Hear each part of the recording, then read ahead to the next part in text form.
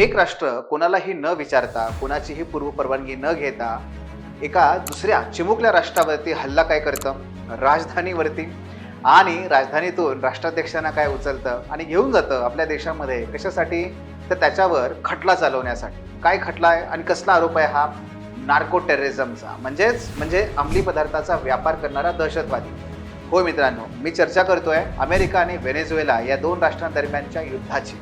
मित्रांनो, अमेरिकेचा आरोप असा आहे की व्हेनेझुएलाचे जे राष्ट्राध्यक्ष होते ते निकोलाय मादुरो यांच्याद्वारे व्हेनेझुएलामध्ये वेगवेगळ्या प्रकारच्या अंमली पदार्थांचं उत्पादन घेण्याला, त्याचा व्यापार होण्याला संरक्षण होतं. आणि या एका नावाखाली अमेरिकेने असं म्हटलंय की यामुळे आमच्या देशाची अर्थव्यवस्था बिघडत होती, ढासळत होती आणि आमच्या समाजाला एक फार मोठा धोका होता. तेव्हा अमेरिकेने हे जरी कारण सांगितलं असलं तरी हे तुम्हाला सत्य वाटतंय का? निश्चित नाही. मित्रांनो, हा संपूर्ण प्रसंग समजून घ्यायचा असेल तर याचे 3 अँगल आहेत, ते लक्षात घेतले पाहिजे. पहिला अँगल तो म्हणजे डेव्हलपमेंट अँड डिपेंडन्सीचा. मित्रांनो, आपल्या गावाच्या मध्यभागी एक वाडा असतो आणि वाड्याच्या कडेने गावाच्या अवतीभोवती छोटी मोठी गोरगरिबांची घरं असतात. मित्रांनो, जागतिक व्यवस्था ही अशाच पद्धतीने काम करते असं सर्वप्रथम आंद्रे गुंदर फ्रँक नावाच्या व्यक्तीने, म्हणजेच विचारवंताने त्या ठिकाणी सांगितलं. त्यांचं असं म्हणणं होतं की जग हे केंद्र आणि त्याच्या अवतीभोवती असणारे सॅटेलाइट यामध्ये डिवाइड आहे. बरं, दुसरे एक विचारवंत आहेत इमॅन्युअल वॉलस्टाईन नावाचे. ते म्हणतात की जग ही एक वर्ल्ड सिस्टम आहे. या सिस्टममध्ये जी राष्ट्र आहेत, काही राष्ट्र ही गाभाभूत आहेत, म्हणजेच कोर आहेत. काही राष्ट्र ही परिघावरती आहेत आणि या गाभ्यामध्ये असणाऱ्या राष्ट्रांद्वारे परिघावरच्या राष्ट्रांचं नेहमी शोषण होत आलेलं आहे. हे कसं? तर बघा, उदाहरणार्थ आजचा पश्चिमी युरोपियन राष्ट्र आणि अमेरिका या सर्वांद्वारे जगभरामध्ये वसाहतवाद लादला गेला आणि त्यांनी या परिघावरच्या म्हणजे आशिया, लॅटिन अमेरिका आणि आफ्रिका या देशांचं अतोनात शोषण केलं, जसं ब्रिटिशांनी भारताचं केलं. मित्रांनो, याच पद्धतीने आजही अमेरिका जी बलाढ्य गाभाभूत राष्ट्र आहे त्यांच्याद्वारे, म्हणजे गावचा पाटीलच म्हणा की, त्यांच्याद्वारे या व्हेनेझुएलाच्या अत्यंत परिघावरच्या असणाऱ्या चिमुकल्या राष्ट्राचं शोषणच होत आहे. कसलं? अमेरिकन राष्ट्राध्यक्षांनी उघडपणे सांगितलंय की आता यापुढे व्हेनेझुएलाच्या तेलाच्या ज्या खाणी आहेत त्यांच्यावर नियंत्रण आमचं असेल. मित्रांनो, मुद्दा स्पष्ट आहे. पण हा झाला एक अँगल.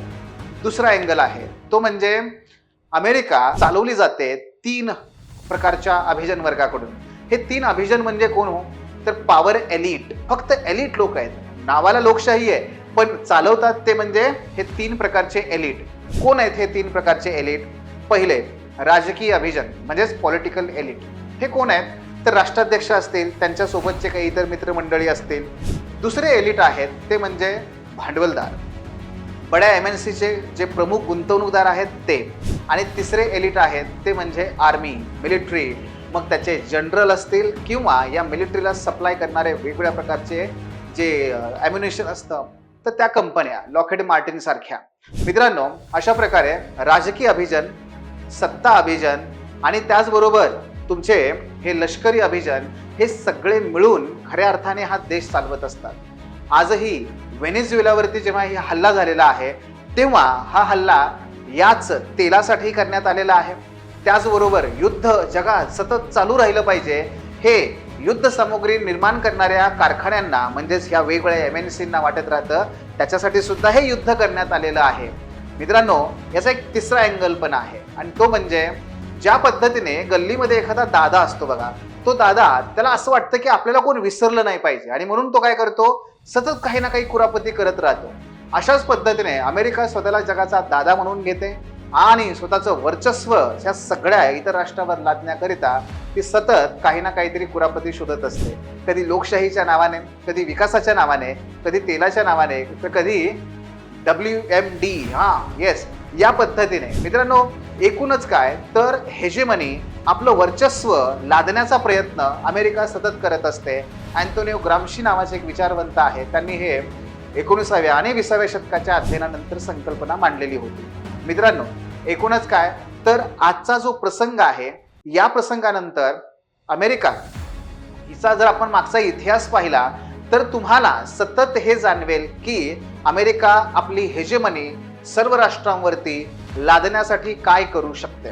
याचं सर्वात चांगलं उदाहरण म्हणजे सद्दाम हुसेन.